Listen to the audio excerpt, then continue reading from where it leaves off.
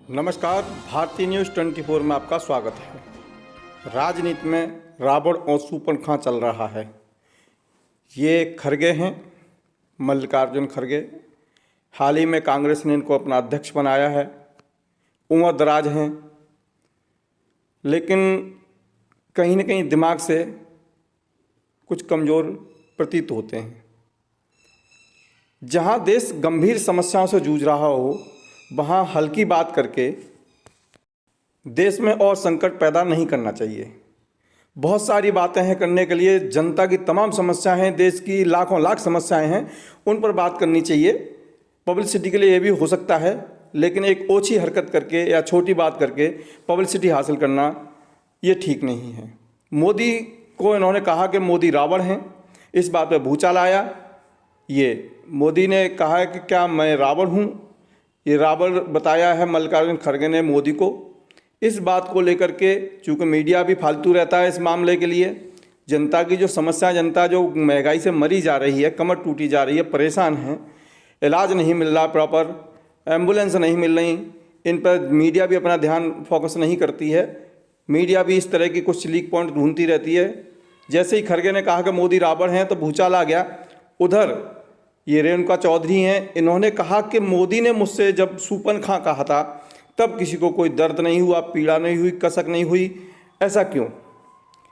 गलत ये भी था, चूँकि मोदी भी एक सुलझे हुए व्यक्ति हैं, प्रधानमंत्री हैं देश के, इनको भी इस तरह की बात नहीं करनी चाहिए। ये सस्ती लोकप्रियता हासिल करने के हथकंडे होते हैं।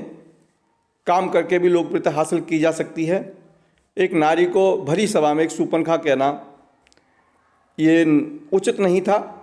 इस पर पलटवार करते हुए रेणुका चौधरी ने कहा है कि जब मोदी ने मुझसे शूर्पणखा कहा था तब किसी को कोई आपत्ति क्यों नहीं हुई, तब किसी के पेट में दर्द क्यों नहीं हुआ।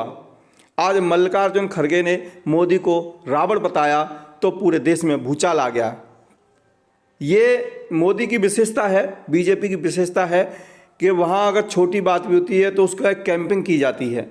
मीडिया से लेकर के इनके कार्यकर्ता सब इसी बात में लग जाते हैं, कैसे भी इस मामले को तूल दिया जाए। तूल देने की बात नहीं है, क्योंकि जब आपने कहा तो आप सहन भी करिए और झेलिए भी उसको। ये आपने भी ठीक नहीं कहा था। मोदी को रावण बताना कहाँ तक न्यायोचित है? ये कहीं न कहीं एक प्रबुद्धजीवी व्यक्ति के लिए उसकी बुद्धि पर, उसके सोच पर प्रश्न चिन्ह खड़े करता है कि छोटी मानसिकता का परिचय है। एक व्यक्तित्व के बारे में इस तरह की बात नहीं करनी चाहिए। हालांकि रावण भी कोई बुरा आदमी नहीं था, विद्वान था, प्रचंड विद्वान था रावण। विद्वान हमारे मोदी जी भी हैं, लेकिन मोदी की तुलना रावण से करना उचित नहीं है। कहीं न कहीं ये बात मोदी भक्तों को, मोदी मीडिया को, मोदी के चाहने वालों को बुरी लगी। इस पर कैंपिंग चल रही, पूरे देश में भूचाल है इस बात को लेकर के कि खड़गे ने मोदी को रावण क्यों कहा। मोदी इससे पहले रेणुका चौधरी को शूर्पणखा बता चुके हैं, कह चुके हैं। तो कहीं न कहीं पलटवार तो होता ही है, लेकिन हम इसके पक्षधर बिल्कुल भी नहीं है, कतई नहीं है, क्योंकि ये मुद्दे नहीं हैं। देश में तमाम अनेकों अनेक समस्याएं हैं, वो मुद्दे हैं, उन पर बात की जाए, उनको सुलझाया जाए। और पक्ष विपक्ष का काम ये होना चाहिए कि जो देश में एक धर्म संकट होता है किसी भी चीज़ को लेकर, चाहे स्वास्थ्य को लेकर के हो, शिक्षा को लेकर के हो, रोजगार को लेकर के हो, तो उस पर एकजुट होकर के काम करना चाहिए, लोगों को राहत देनी चाहिए।